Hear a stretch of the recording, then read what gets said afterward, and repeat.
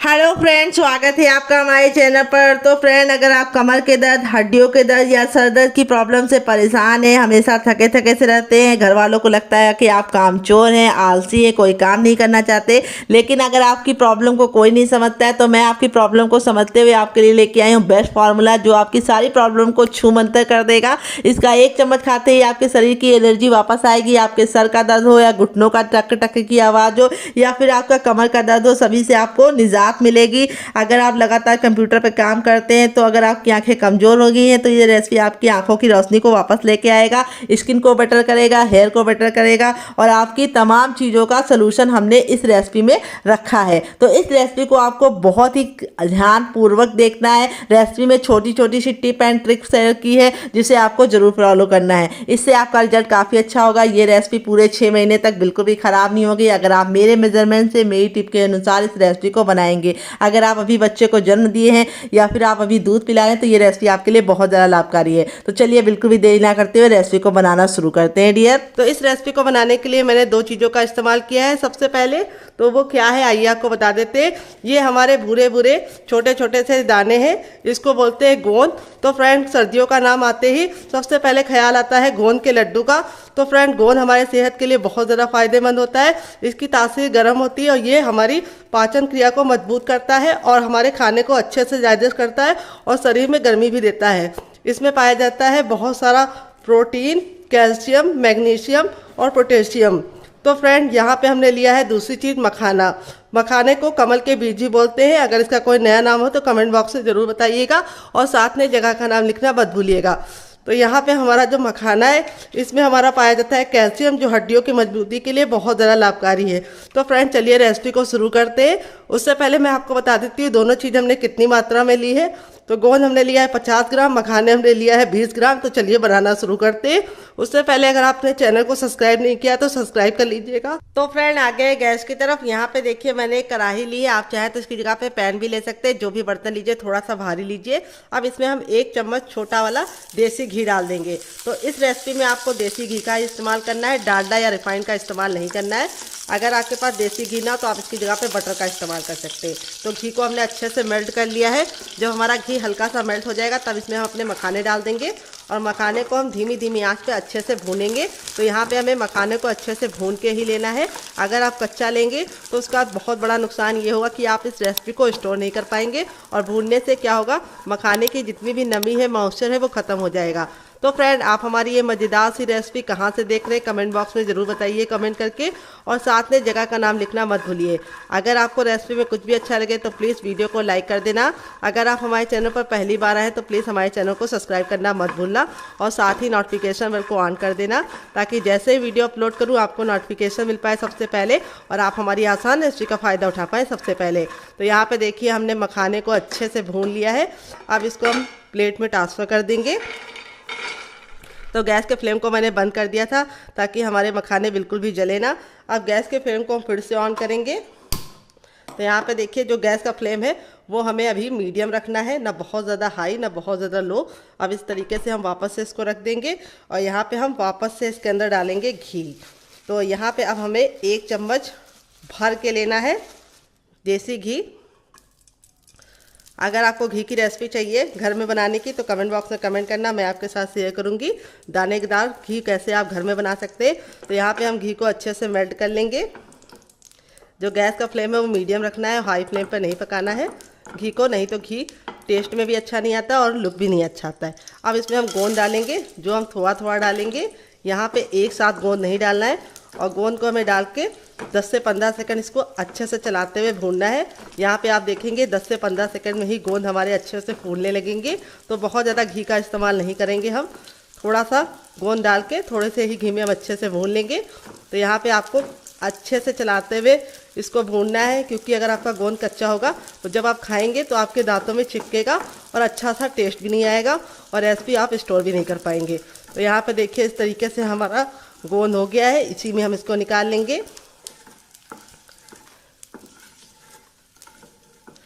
तो यहाँ पे मैंने जो गोंद इस्तेमाल किया है वो बबुल का है। कई तरीके के गोंद आते हैं मार्केट में, आम का भी आता है, बबुल का भी आता है, सहजन का भी आता है। तो आपको कौन सा लेना है, बबुल वाला, ये बहुत ज़्यादा लाभकारी होता है और यहाँ पे हमें थोड़ा थोड़ा गोंद डाल के इसको अच्छे से भूनना है। ख्याल ये रखना है कि हाई फ्लेम पे नहीं भूनना है, नहीं तो जो गोंद होता है वो बहुत जल्दी जल जाता है और कच्चा भी रह जाता है। तो चलिए फटाफट सारे गोंद को हम भून लेते हैं, फिर आपसे मिलते हैं। तो फ्रेंड देखिए, लास्ट वाला बैच भी मैंने अच्छे से गोंद को बना लिया है, यानी फ्राई कर लिया है। यहाँ पे मैंने बहुत ही कम तेल में इसको तला है। आप चाहे तो ज़्यादा तेल में तल कर सकते हैं अगर आपके पास टाइम नहीं है, लेकिन फिर बहुत ज़्यादा घी होता है तो बहुत ज़्यादा लोगों को दिक्कत हो जाती है। तो इस तरीके से हमारा देखिए 1 कटोरी गोंद कितना ढेर सारा हो चुका है, क्योंकि फूलने के बाद इस तरीके से हो गया है। और अब मैं आपको इसको चेक करने का तरीका बताऊंगी। ये देखिए इस तरीके से लिया है। अगर आप इसको तोड़े तो बिल्कुल अच्छे से इसका पाउडर बनना चाहिए, तभी आपका समझ लीजिए गोंद बिल्कुल अच्छे से भुना है। ये देखिए बिल्कुल अच्छे से पाउडर बनना है, बिल्कुल अच्छे से क्रिस्पी है। ये देखिए, अब इसको हम ठंडा कर लेंगे और जब तक ये ठंडा होगा इसे साइड में रखेंगे और आगे का काम करेंगे। तो चलिए इसको साइड में रख देते हैं। यहाँ पे देखिए मैंने कढ़ाई को वापस से गर्म कर लिया। जब हमारी कढ़ाई गर्म हो जाएगी तब इसमें हम थोड़ा सा घी डाल देंगे, आधा चम्मच तक वापस। तो इस रेसिपी में कम से कम घी का इस्तेमाल कर रही हूँ। तो घी को हमें अच्छे से गर्म कर लेना है। जब तक हमारा घी गर्म नहीं होगा हमें कुछ भी नहीं करना है। और गैस का फ्लेम हमें मीडियम ही रखना है, ना हाई रखना है ना ही लो रखना है, मीडियम फ्लेम पे ही काम करेंगे। और जब हमारा घी अच्छे से गर्म हो जाएगा तब इसमें हम डालेंगे क्या, आइए आपको बता देते हैं, पोस्तक दाना, जिसको खसखस भी बोलते हैं। और ये हमारे सेहत के लिए बहुत ज़्यादा लाभकारी होते हैं। छोटे छोटे से ये दाने सेहत का खजाना है, क्योंकि इसको खाने से हमारी बहुत सारी समस्याओं में हमें फ़ायदा मिलता है। सबसे पहले तो ये प्रोटीन और फाइबर और विटामिन सी से भरपूर होते हैं। ये पेट के लिए बहुत ज़्यादा लाभकारी होते हैं। अगर आपकी पाचन क्रिया सही नहीं है तो आप इसका इस्तेमाल ज़रूर कीजिए। दूसरी बात, आपकी याददाश्त को बढ़ाने में बहुत ज़्यादा लाभकारी होते हैं। जिन बच्चों को चीज़ें जल्दी से याद नहीं होती है, जिनकी याददाश्त कमज़ोर होती है और स्कूल में उनको जो दिया जाता है वो याद नहीं होता है, तो उनके लिए तो ये बहुत ज़्यादा लाभकारी है। और दूसरी बात, आपकी याददाश्त को बढ़ाने के साथ साथ जिन लोगों को नींद नहीं आती उनकी नींद की समस्या को भी दूर करता है। अब इसमें हम डाल देंगे थोड़े से खरबूज के बीज और गैस के फ्लेम को हम बंद कर देंगे। तो खरबूज के जो बीज होते हैं, तो यहाँ पे सॉरी ये तरबूज के हैं, खरबूज के नहीं है। तो दोबारा जो हम डालेंगे वो है हमारे खरबूज के। तो ये जो बीज होते हैं ये हमारे सेहत के लिए बहुत ज़्यादा फायदेमंद होते हैं, क्योंकि इनकी तासीर ठंडी होती है। तो हम जब गर्म चीज़ों का इस्तेमाल करते हैं तो इस तरीके से इसके अंदर हम कुछ चीज़ें ऐसी डालते हैं जिसकी तासीर ठंडी होती है, तो दोनों बैलेंस हो जाती है और हमारे शरीर के लिए लाभकारी होती है और हमें नुकसान नहीं करती है। फिर लास्ट में हम इसमें डालेंगे यहाँ पे सौंठ का पाउडर, जो हम अदरक को सुखा के बनाते हैं। तो ये मेरा घर का बना है। अगर आपको इसकी रेसिपी चाहिए तो कमेंट बॉक्स में कमेंट करना, आपके साथ शेयर करेंगे। और गैस के फ्लेम को मैंने बंद कर दिया है, क्योंकि जो कढ़ाई की हीट होगी उसी से ये अच्छे से कुक हो जाएगा। तो अदरक अगर आपके पास पाउडर फॉर्म में है यानी सौंठ फॉर्म में है तो आप ले लीजिए, नहीं है तो आप अदरक को डायरेक्टली पीस के भी ले सकते हैं। तो यहाँ पे सौंठ हमारे लिए बहुत ज़्यादा लाभकारी होती है। सौंठ से हमारे शरीर को बहुत ज़्यादा गर्माई मिलने के साथ साथ हमारी हड्डियों को मजबूती मिलती है। और दूसरी बात, हमारे शरीर में एक बहुत ही अच्छी सी एनर्जी भी ये प्रदान करते हैं। अब इसके बाद हम इसमें डालेंगे दूसरी चीज़, वो है एंटीबायोटिक हल्दी। हल्दी तो कितनी लाभकारी है किसी को बताने की ज़रूरत नहीं है। ये हमारे खून को साफ़ करने के साथ साथ हमारे शरीर में होने वाली बहुत सारी बीमारियों को दूर रखता है। और दूसरी बात, आपके अगर फेस पे बहुत ज़्यादा मुर्दापन यानी बहुत ज़्यादा थकान सी रहती है तो आप हल्दी का सेवन जरूर कीजिए। इससे आपके शरीर में बहुत ही अच्छा ग्लो आता है और आपके बालों के लिए बहुत ज़्यादा लाभकारी होती है हल्दी। तो यहाँ पे देखिए हल्दी हमें लास्ट में डालनी है, क्योंकि इसको पकने में बहुत ही कम टाइम लगता है। यहाँ पे सारी चीज़ों को हमने 2 से 3 मिनट तक अच्छे से भून लिया है। अब इसको एक प्लेट में निकाल कर ठंडा कर लेंगे। तो चलिए जब तक ये ठंडा और इसे साइड में रख देते हैं, दूसरा काम करते हैं। तो यहाँ पे देखिए मैंने वापस से कढ़ाई को गर्म कर लिया। अब इसमें हम आधा चम्मच देसी घी डालेंगे, बस आधा चम्मच ही डालना है। और अब हम क्या करेंगे, घी को अच्छे से मेल्ट कर लेंगे। फिर इसके बाद हम इसमें डालेंगे बादाम, जिसमें पाया जाता है magnesium, iron, vitamin E, protein. बादाम हमारे बच्चों के विकास के लिए बहुत ज़्यादा लाभकारी है। ये आपके शरीर को गर्माहट देने के साथ साथ आपकी याददाश्त को भी अच्छे से इम्प्रूव करते हैं। और अगर आपको नींद नहीं आती है, बहुत ज़्यादा बेचैनी रहती है या फिर माइग्रेन की प्रॉब्लम है तो उसमें बहुत ज़्यादा लाभकारी होते हैं। यहाँ पे मैंने कितना लिया है बादाम, 50 ग्राम बादाम लिया है। तो यहाँ पे बादाम को भी हम 10 से 15 सेकंड अच्छे से भून लेंगे, काला बिल्कुल भी नहीं करना है। जब हमारा बादाम अच्छे से भुन जाएगा तो हम इसको निकाल लेंगे एक प्लेट में।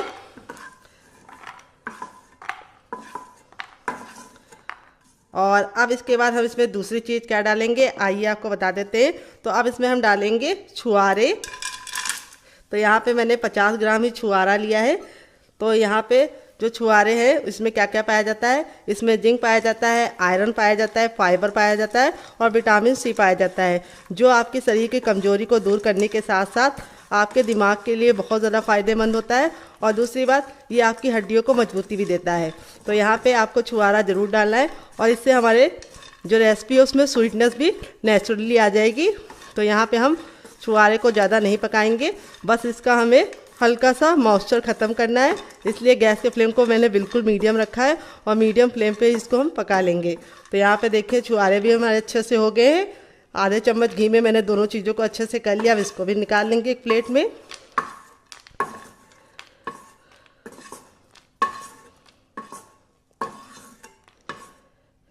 अब इसके बाद हम क्या करेंगे, आइए आपको बता देते हैं। अब इसके बाद हम इसमें वापस से थोड़ा सा देसी घी डालेंगे, आधा चम्मच, और इसको अच्छे से मेल्ट होने देंगे। जैसे ही हमारा घी अच्छे से मेल्ट हो जाएगा तब इसमें हम क्या डालेंगे, आइए आपको बता देते हैं। अब इसमें हम डालेंगे किशमिश। तो किशमिश हमारी दांतों की मजबूती के लिए बहुत ज़्यादा फ़ायदेमंद होता है। जिन बच्चों के दांत कमज़ोर होते हैं, ज़रा सा कुछ खाते हैं दांत हिलने लगते हैं, उनको आप किशमिश ज़रूर दीजिए।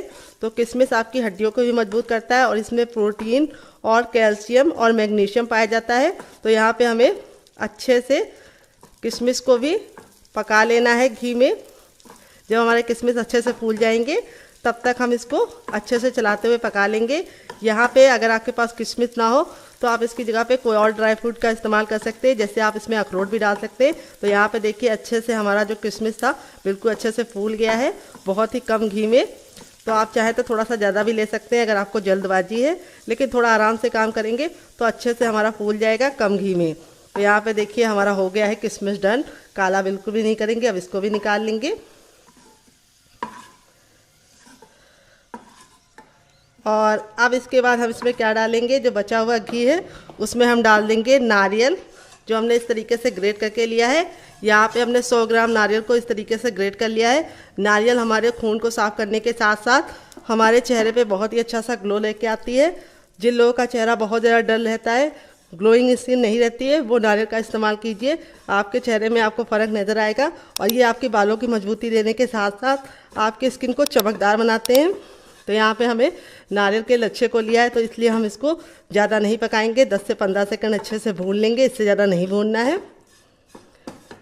तो यहाँ पे देखिए हमने धीमी धीमी आंच पे नारियल को भूना है, क्योंकि इसके लच्छे बहुत ही जल्दी काले हो जाते हैं और इसमें बहुत ही अच्छा सा फैट होता है, जो हमारी बॉडी के लिए, स्किन के लिए, बालों के लिए बहुत ज़्यादा लाभकारी होता है। अब इसको एक प्लेट में निकाल लेंगे, तो चलिए निकाल लेते हैं। तो यहाँ पे देखिए वापस से मैंने कढ़ाई को गर्म कर लिया है। अब इसमें हम थोड़ा सा और घी डाल देंगे, ऑयल नहीं डालेंगे, घी ही डालेंगे, सिर्फ आधा चम्मच।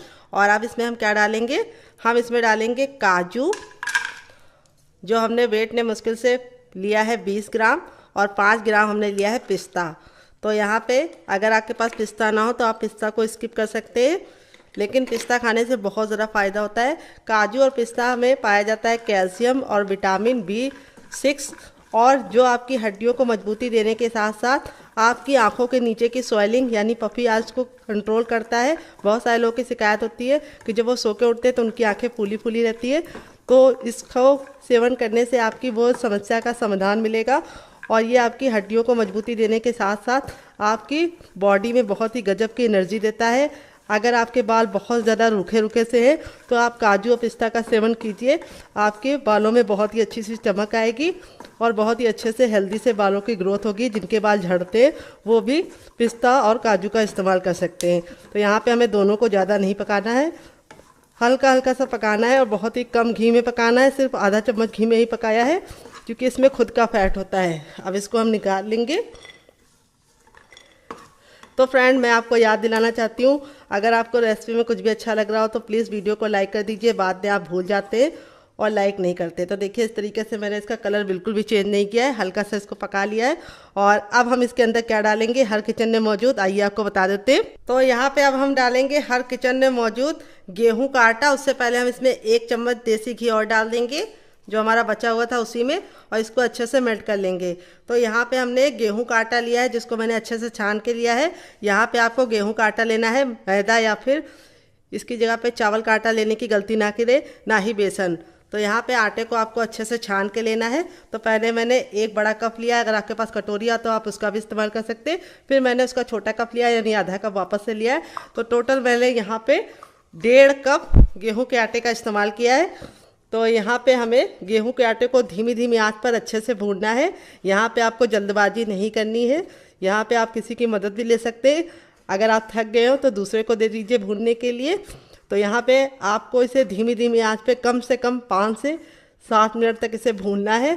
यहाँ पे आपका आटा अच्छे से भुना होगा तभी अच्छा टेस्ट भी आएगा और अच्छा लुक भी आएगा। यहाँ पे आपको एक बात का ख्याल और रखना है, गैस का फ्लेम मीडियम रखना है, हाई फ्लेम पे भूनने की गलती ना कीजिएगा। इससे क्या होगा, आटा आपका जल जाएगा। और यहाँ पे आटे को भूनते समय आपको ये बात का भी ख्याल रखना है कि कंटिन्यू चलाते हुए इसे भूनना है। भूनते समय छोड़ के जाने की गलती नहीं करनी है, नहीं तो आटा बहुत जल्दी जल जाता है। और यहाँ पे जो बर्तन लीजिएगा थोड़ा सा भारी लीजिएगा। तो चलिए हम इसको 5 से 6 मिनट भूनने के बाद आपसे मिलते हैं। तो फ्रेंड यहाँ पे देखिए 3 मिनट हो चुका है आटे को धीमी धीमी आंच पे भूनते हुए। 3 से 4 मिनट के बाद देखिए आटे का कलर बिल्कुल अच्छे से चेंज हो गया है। चलिए मैं आपको दोनों में फ़र्क दिखा देती हूँ। ये हमारा पहले का आटा था और ये मेरा अब का आटा है। देखिए दोनों में कितना अंतर है। आटा हमारा बिल्कुल अच्छे से भुनने लगा है। तो 3 से 4 मिनट के बाद अब इसमें हम वापस से आधा चम्मच देसी घी डालेंगे। तो बाद में इसलिए डाले हैं क्योंकि बाद में डालने से क्या होगा, आटे में बहुत ही अच्छा सा साइन आएगा और कलर हमारा और अच्छे से गोल्डन होगा। तो 4 मिनट के बाद आपको इसके अंदर आधा चम्मच देसी घी और डाल देना है। और अब आप गैस के फ्लेम को हल्का सा तेज कर सकते हैं, बहुत ज़्यादा नहीं, थोड़ा सा मीडियम फ्लेम कर सकते हैं। और इसको हम वापस से भूनेंगे। तो यहाँ पे आपको 2 मिनट का टाइम और लगेगा। तो यहाँ पे जो पूरी रेसिपी में मेन प्रोसेस है वो टाइम लगता है सिर्फ आटे को भूनने में, बाकी सारी चीज़ें फटाफट भुन जाती हैं। तो यहाँ पे देखिए हमारा आटा बिल्कुल अच्छे से भुन गया है, बहुत ही अच्छा सा कलर आ गया है। और दूसरी बात, इसकी खुशबू से भी आप जान सकते हैं। इसकी जो खुशबू होगी आटे की भुनने के बाद, उससे आपका पूरा किचन महक जाएगा। इसी से आप समझ सकते हैं आटा हमारा बिल्कुल अच्छे से भुन गया है। यहाँ पे हमने गैस के फ्लेम को बंद कर दिया है। फिर भी हम इसको इसलिए चला रहे हैं क्योंकि कढ़ाई हमारी गर्म है। अगर आप इसको ऐसे ही छोड़ देंगे तो आटा जल सकता है। अब इसको एक प्लेट में निकाल के ठंडा कर लेते हैं। तो फ्रेंड यहाँ पे देखिए आटा हमारा इतना ठंडा हो गया कि हम इसे आराम से छू पा रहे हैं, हल्का सा गुनगुना है। तो अब हम क्या करेंगे, आटे को साइड में रख देंगे। यहाँ पे देखिए हमने बर्तन को फिर से अच्छे से गर्म कर लिया है। जब हमारा बर्तन गर्म हो जाएगा तब इसमें हम डाल देंगे 1 छोटी गिलास पानी। अगर आपकी बड़ी है तो आपको सिर्फ आधी गिलास डालनी है, छोटी है तो 1 गिलास डाल सकते हैं। और फिर इसके बाद हम इसके अंदर थोड़ा सा आधा चम्मच देसी घी डाल देंगे। तो देखिए छोटा चम्मच है तो आधा चम्मच, बड़ा चम्मच है तो 1/4 चम्मच डालिए। और अब हम क्या करेंगे, घी को हम अच्छे से पानी में बॉयल आने का इंतज़ार करेंगे और अच्छे से मेल्ट कर लेंगे। फिर यहाँ पे देखिए जब तक हमारा ये घी अच्छे से मेल्ट हो रहा है तब तक मैं आपको बता देती हूँ कि मैंने क्या लिया है। यहाँ पे मैंने गुड़ लिया है। ये जो गुड़ है ये हमारा इस तरीके से हमारे वहाँ मिलता है, इस तरीके से छोटे छोटे बॉल्स में। अगर आपके पास ना हो तो आप नॉर्मल वाला भी ले सकते हैं। इसको मैंने तोड़ लिया है। यहाँ पे मैं 200 ग्राम गुड़ का इस्तेमाल कर रही हूँ। आप चाहें तो इसकी जगह पे शुगर भी ले सकते हैं, यानी शक्कर का भी इस्तेमाल कर सकते हैं, जिसको चीनी भी बोलते हैं। तो गुड़ हमने इसलिए डाला है क्योंकि गुड़ की जो तासीर होती है वो गर्म होती है और गर्मी में गुड़ बहुत ज़्यादा फ़ायदेमंद होता है। ये हमारी भूख को बढ़ाने के साथ साथ पाचन क्रिया को भी मजबूत करता है। और दूसरी बात, गुड़ हमारे सेहत के लिए बहुत ही ज़्यादा फ़ायदेमंद है क्योंकि गुड़ हमारे सेहत को, सारी शरीर को गर्माहट देता है। तो यहाँ पे गुड़ को डाल के हमें अच्छे से मेल्ट होने तक इंतज़ार करना है। तो मीठा अपने हिसाब से रख सकते हैं। अगर आप लोग बहुत ज़्यादा मीठा खाते हैं तो आप 250 ग्राम डाल सकते हैं गुड़ को। अगर आप चाहें तो इसकी जगह पे मिष्टी भी डाल सकते हैं, या फिर आप इसकी जगह पे शुगर फ्री वाला जो आता है वो भी डाल सकते हैं, क्यूब्स, अगर आप लोग को डायबिटीज़ है तो। यहाँ पे हमें इसको बिल्कुल अच्छे से मेल्ट होने का इंतज़ार करना है। गैस का फ्लेम हाई रखना है और हाई फ्लेम पे गुड़ को अच्छे से मेल्ट कर लेना है। और यहाँ पे हमें इसको अच्छे से पकाना है ताकि जो हमने पानी डाला है वो बिल्कुल अच्छे से मेल्ट हो जाए।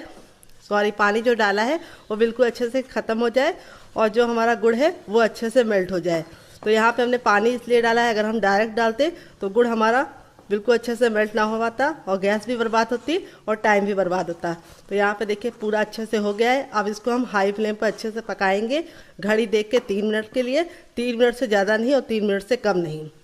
यहाँ पे हमें कोई चाशनी नहीं रेडी करनी है, बस हमें गुड़ का जो पानी है जो हमने एक्स्ट्रा डाला था गुड़ के साथ वो हमें जलाना है। तो फ्रेंड 2 से 3 मिनट हो चुका है गुड़ को पकते हुए। गुड़ हमारा बिल्कुल अच्छे से पक गया है। अब आप इसको कटोरी में डाल के देखिए ये देखिए कटोरी में जब हम इसको डाल रहे हैं थोड़े से पानी में, आपको दिख रहा है नहीं कमेंट बॉक्स में बताना, तो ये बिल्कुल अच्छे से पानी में मिल नहीं रहा है।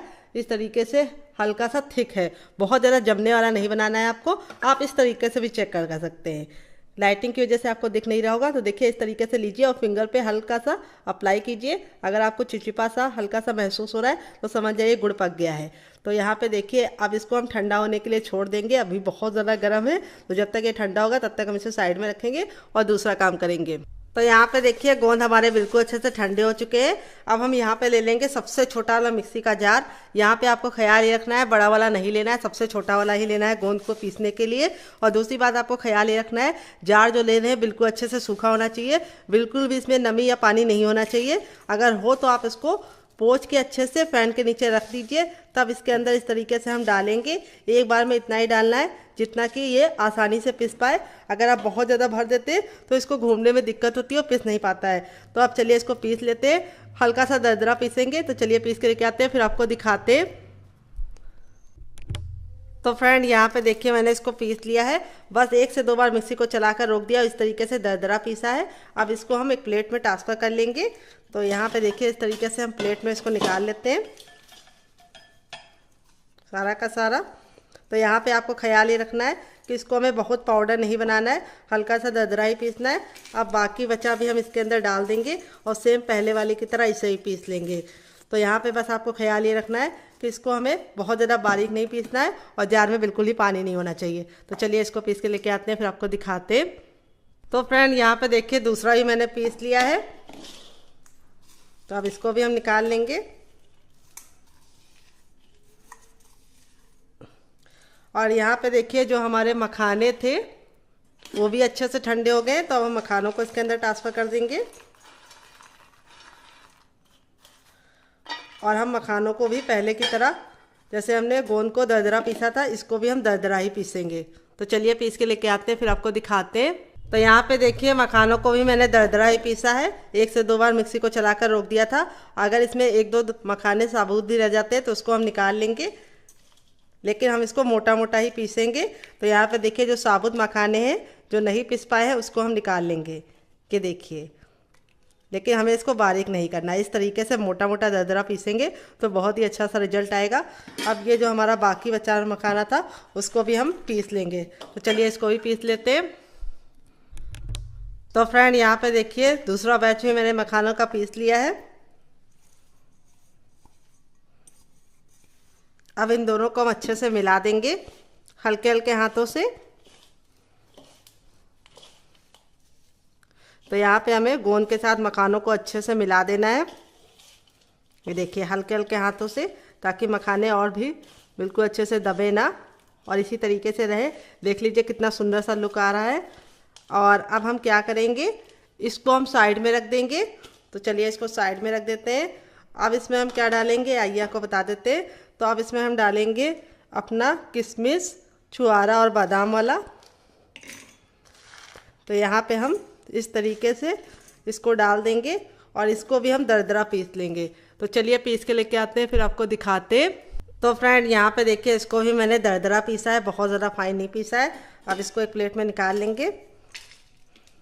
ये देखिए इस तरीके से आपको भी दरदरा पीसना है, इससे बहुत ही सुंदर सा लुक आएगा। तो यहाँ पे अब हमारा जो बाकी बचा हुआ था उसको भी हम इसके अंदर डाल देंगे और इसको भी हम पीस लेंगे। तो चलिए पीस के लेके आते हैं, फिर आपको दिखाते हैं। तो फ्रेंड यहाँ पे देखिए इसको भी मैंने पीस लिया है। अब इसको निकाल लेंगे और अब इसके अंदर हम क्या डालेंगे, मिक्सी जार में आइए आपको बता देते हैं। तो अब इसके अंदर हम डालेंगे अपना काजू और पिस्ता, और इसी के साथ हम इसमें 6 डालेंगे हरी इलायची। तो यहाँ पे मैं फ्रेश वाली डाली हूँ, इससे बहुत ही अच्छा टेस्ट आएगा। अगर आपके पास फ्रेश वाली ना हो तो आप इसकी जगह पे क्या इस्तेमाल कर सकते हैं, इलायची का पाउडर। तो चलिए इसको भी पीस लेते हैं, फिर आपसे मिलते हैं। तो फ्रेंड यहाँ पे देखिए मैंने बिल्कुल अच्छे से पीस लिया है और इसमें इलायची की इतनी अच्छी खुशबू आ रही है कि इससे पूरा किचन महक रहा है। आपका भी महकेगा, बहुत ही अच्छा सा रिजल्ट आएगा। तो यहाँ पे मैंने देखिए इसको भी पीस लिया है। अब इसको हम निकाल लेंगे सारा का सारा। अब हमें कुछ भी नहीं पीसना है, बाकी जो चीज़ें हैं वो हम साबुत डालेंगे। तो चलिए हम ले आते हैं बड़ा सा बर्तन जिसके अंदर हम पूरा रेसिपी को बनाएंगे। तो चलिए लेके आते हैं, फिर आपको दिखाते हैं। तो यहाँ पे देखिए एक बड़े साइज़ का बर्तन ले लिया है। अब इसके अंदर हम ट्रांसफ़र कर देंगे अपना मखाना और गोंद। फिर इसके बाद हम इसमें डाल देंगे अपना यहाँ पे काजू और पिस्ता और इलायची का जो हमने दरदरा बना के रखा था। फिर इसके बाद हम ये वाला डालेंगे जिससे हमने क्या लिया था, पोस्तक दाना और खरबूज के बीज, तरबूज के बीज और सौंठ और हल्दी। फिर इसके बाद हम इसमें क्या डालेंगे, हम इसमें डाल देंगे अपना छुआरा, बादाम और क्या एक और चीज़ थी, किशमिश। इन तीनों को डाल देंगे। अब हम इसके अंदर अपना डाल देंगे नारियल। ये देखिए इस तरीके से नारियल के लच्छे भी डाल देने हैं। फिर इसके बाद हम क्या करेंगे, इसको अच्छे से मिलाएंगे।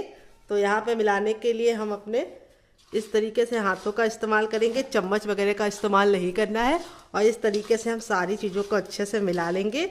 यहाँ पे जो बर्तन लीजिए थोड़ा सा बड़ा लीजिए। और दूसरी बात, आपको यहाँ पे ख्याल ये रखना है बर्तन आपका अच्छे से सूखा हो। अगर बर्तन गीला है और आप उसको कपड़े से अच्छे से पोंछ लिए तो आप क्या कीजिए, गैस को ऑन कर दीजिए और हल्का सा बर्तन को चारों तरफ से घुमा दीजिए फ्लेम पे रख के, ताकि जो उसकी नमी हो वो खिंच जाए। तो यहाँ पे देखिए सारी चीज़ों को अच्छे से मिला लिया है। अब इसके बाद हम इसमें अपना आटा डाल देंगे सारा का सारा, और आटा डाल के हम इसको वापस से मिला लेंगे।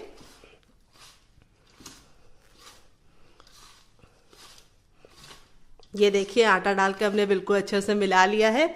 और अब हम इसके अंदर अपना डालेंगे ये वाला गुड़ वाला चाशनी, जिसको हमने मिक्सी के जार में इसलिए ले लिया था क्योंकि जार हमारा बिल्कुल अच्छे से सूखा था। यहाँ पे मैं गिलास वगैरह में इसको ट्रांसफ़र करती तो गिलास में थोड़ा सा पानी लगा था, तो इसीलिए मैंने इसको मिक्सी के जार में डाल दिया। हल्का सा जब गरम गरम सा होगा तभी हम इसके अंदर मिला देंगे।